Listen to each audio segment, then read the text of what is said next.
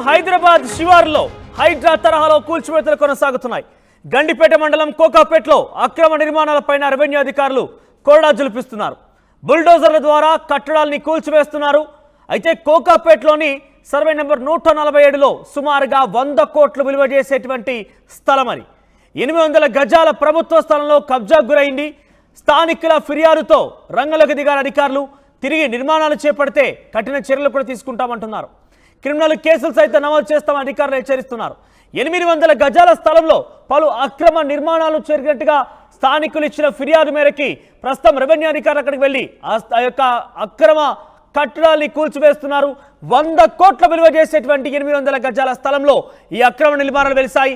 స్థానికులు ఇచ్చిన ఫిర్యాదు మేరకి రెవెన్యూ అధికారులు పూర్తి స్థాయిలో సర్వే చేపట్టి ప్రస్తుతం అక్కడ కూల్చివేత ప్రక్రియ కొనసాగుతోంది. మీరు చూడొచ్చు ఆర్టీవీ స్క్రీన్ పైన. ఇది కోకాపేటలోని సర్వే నెంబర్ 147లో అంటే ఎన్ని